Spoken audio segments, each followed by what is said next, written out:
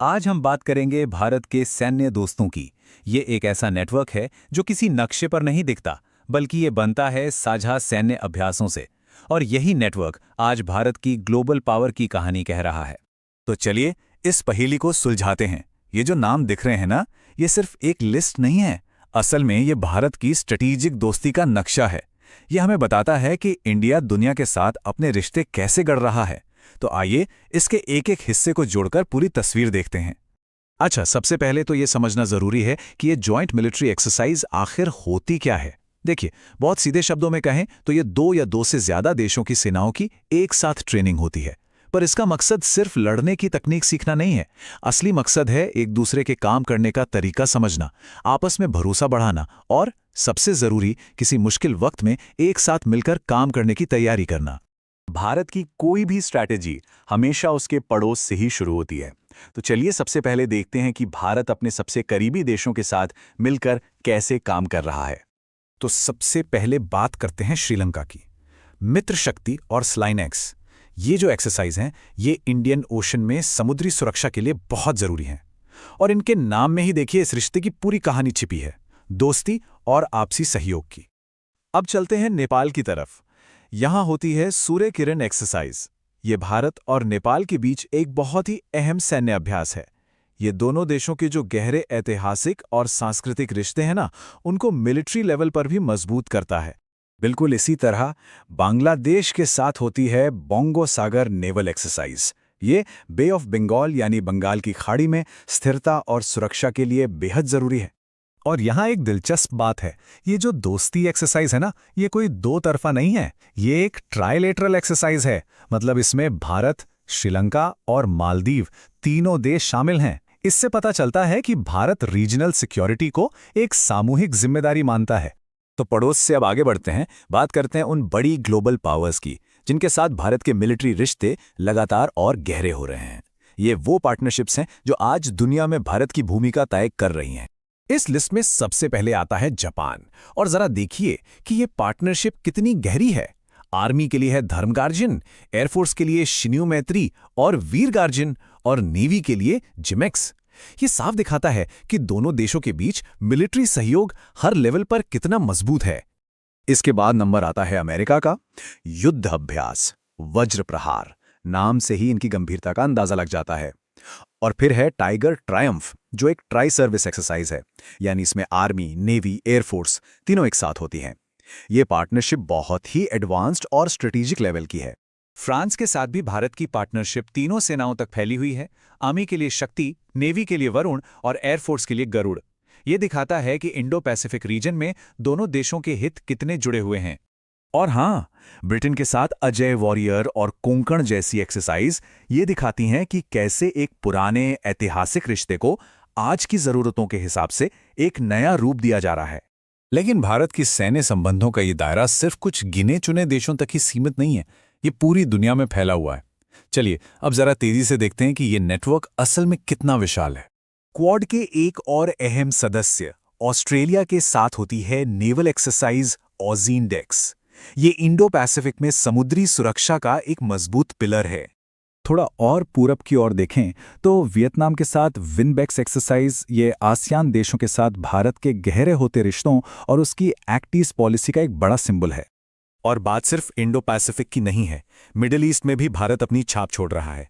UAE के साथ desert cyclone जैसी एक्सरसाइज गल्फ रीजन में भारत की बढ़ती स्ट्रेटेजिक पार्टनरशिप को दिखाती है। और सुनिए, ये लिस्ट यहीं खत्म नहीं होती। इंडोनेशिया के साथ समुद्र शक्ति, रूस के साथ इंद्र, मंगोलिया के साथ कॉन्क्वेस्ट, थाईलैंड के साथ मैत्री, मतलब ये जाल लगातार बड़ा और मजबूत होता ही जा रहा है। तो सवाल ये है कि इन सभी एक्सरसाइज को एक साथ रखकर देखें तो क्या तस्वीर उभरती है। इसका असली बड़ा मकसद आखिर है क्या? देखिए, सबसे बड़ी बात यह है कि ये मिलिट्री एक्सरसाइज सिर्फ ट्रेनिंग नहीं है, ये डिप्लोमेसी यानी कूटनीति का एक बहुत पावरफुल टूल है। इनके जरिए भारत दुनिया को एक मैसेज देता है। मैसेज ये कि वो एक जिम्मेदार और ताकतवर देश है, एक भरोसेमंद सिक्योरिटी पार्टनर है और ग्लोबल स्टेज पर एक बड़ी शक्ति के तौर पर उभर रहा है। और आखिर में एक सवाल जिस पर सोचना बनता है, सैन्य अभ्यासों का ये जो जाल लगातार बढ़ता जा रहा है, ये आने वाले ग्लोबल चैलेंजेस और दुनिया में बदलते पावर बैलेंस के बारे में हमें क्या संकेत दे रहा है? इस पर विचार जरूर कीजिएगा। नमस्कार।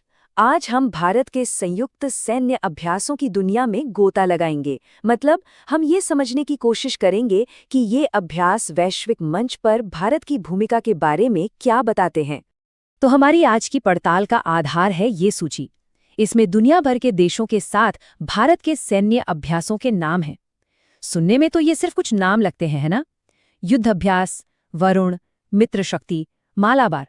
लेकिन यकीन मानिए, ये सिर्फ नाम नहीं है, ये रिश्ते हैं, ये रणनीतियां हैं और ये सब मिलकर एक बहुत ही दिलचस्प कहानी सुनाते हैं।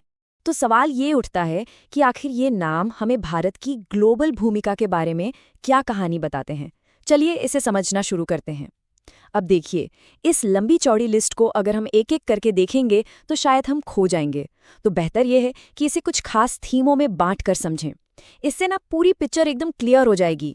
तो चलिए सबसे पहले बात करते हैं भारत के इनर सर्कल की। मतलब वो देश जो भारत के सबसे गहरे, सबसे व्यापक सैन्य साझेदार हैं। ये वो रिश्ते हैं जहां सिर्फ एकाध अभ्यास नहीं होता, बल्कि नियमित तौर पर कई तरह के अभ्यास होते हैं। और ये एक बहुत गहरे भरोसे का प्रतीक है। अच्छा, यहाँ देखिए, एक तरफ है अमेरिका, जिसके साथ युद्धाभ्यास, वज्र प्रहार और टाइगर ट्रायम्फ जैसे बड़े अभ्यास होते हैं। और फिर दूसरी तरफ है जापान, धर्म गार्डियन, वीर गार्डियन, जिमेक्स। अब खास बात क्या है? वो है इनकी विविधता। मतलब ये सिर्फ जमीन पर नहीं बल्कि हवा और समंदर में भी साथ काम करने की काबिलियत को दिखाता है। ये सिर्फ दोस्ती नहीं है, ये एक गहरा रणनीतिक विश्वास है। अब थोड़ा और आगे बढ़ते हैं। फ्रांस के साथ देखिए ये साझेदारी कितनी गहरी है। शक्ति थल सेना के लिए, वरुण नौसेना के लिए और गरुण वायुसेना के लिए। मतलब तीनों सेनाएं एक साथ मिलकर काम करती हैं। ये बहुत बड़ी बात है। और फिर ब्रिटेन के साथ अजय वॉरियर और कोंकण जैसे अभ्यास हैं, जो दिखाते हैं कि ये रिश्ते कितने पुराने और मजबूत हैं। और हाँ, रूस को कैसे भूल सकते हैं? भारत के ऐतिहासिक रक्षा संबंध है रूस के साथ। इंद्र अभ्यास, ये भी एक त्रिसेवा अभ्यास है, जो इस बात का सबूत है कि ये पुरानी दोस्ती आज भी कितनी मजबूत है। और ये एक और चीज दिखाता है कि भारत कैसे बड़ी खूबसूरती से पश्चिमी देशों के साथ अपने रिश्तों को और रूस के साथ अपने पारंपरिक संबंधों को संतुलित करते हुए अपनी स्वतंत्र विदेश नीति पर कायम है। तो ये तो हुआ इनर सर्कल। अब चलते हैं साझेदारियों के दूसरे दायरे की तरफ, जो भारत के लिए शायद सबसे ज्यादा अहम है, और वो है अपना पड़ोस। ये वो अभ्यास हैं जो सीधे सीधे भारत की नेबरहुड फर्स्ट या पड़ोसी पहले नीति को दिखाते हैं। और यहाँ पर भारत की पड़ोसी पहले नीति आपको एकदम एक्शन में दिखेगी। देखिए, बांग्लादेश के साथ समुद्री सुरक्षा के लिए बोंगो सागर, इंडोनेशिया के साथ समुद्र शक्ति, नेपाल के साथ पहाड़ी इलाकों के लिए खास सूर्य किरण और श्रीलंका के साथ मित्र शक्ति। ये सिर्फ मिलिट्री ड्रिल्स नहीं है, समझ रहे हैं? ये भरोसे का नेटवर्क बनाने की कोशिश है। ये दिखाता है कि भारत अपने पड़ोस में एक भरोसेमंद पार्टनर बनने के लिए कितना कमिटेड है। अच्छा, तो हमने कोर पार्टनर्स देख लिए, पड़ोसियों के साथ रिश्ते देख लिए। अब आती है हमारी तीसरी और आखिरी कैटेगरी, मल्टीलैटरल मिशन। मतलब वो अभ्यास जहां सिर्फ दो देश नहीं बल्कि कई देश मिलकर बड़ी बड़ी चुनौतियों का सामना करने के लिए एक साथ आते हैं। और सच कहूं तो यही भारत की बढ़ती ग्लोबल भूमिका का सबसे बड़ा सबूत है। तो ये मल्टीलैटरल अभ्यास होते क्या हैं आखिर? बहुत सिंपल है। जब 3 या उससे ज्यादा देश मिलकर कोई मिलिट्री ड्रिल करते हैं तो उसे मल्टीलैटरल अभ्यास कहते हैं। और इसका मकसद क्या होता है?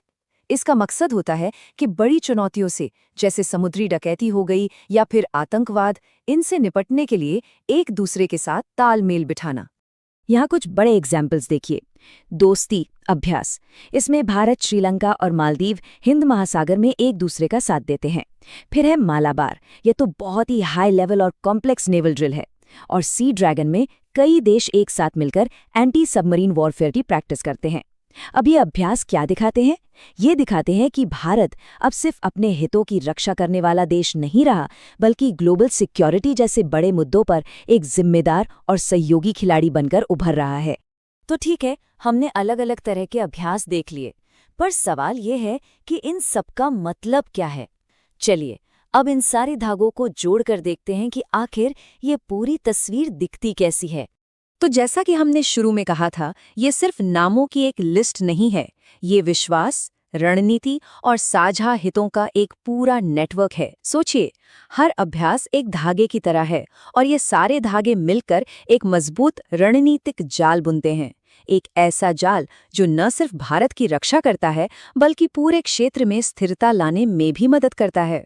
और यही भारत की कहानी है ना? भारत की भूमिका कैसे बदल रही है, एक रीजनल सिक्योरिटी प्रोवाइडर से अब ग्लोबल स्टेबिलिटी में एक की प्लेयर बने तक का सफर। ये कोई इत्तेफाक नहीं है, ये एक बहुत सोची समझी रणनीति का हिस्सा है जो भारत को दुनिया की एक अहम शक्ति के तौर पर स्थापित करती है। तो आज की ये सारी बातचीत हमें एक बड़े सवाल पर लाके छोड़ देती है, एक ऐसा सवाल जिसका जवाब भविष्य में मिलेगा। वो सवाल ये है कि जैसे जैसे दुनिया बदल रही है, ग्लोबल समीकरण बदल रहे हैं, तो इनमें से कौन सी साझेदारियां अगले दशक को डिफाइन करेंगी? क्या वो अमेरिका के साथ बढ़ती नज़दीकी होगी, या रूस के साथ पारंपरिक रिश्तों का संतुलन, या फिर पड़ोसियों के साथ मजबूत होते ये रिश्ते? खैर, इसका जवाब जो भी हो, वही आने वाले समय में भारत की दिशा तय करेगा।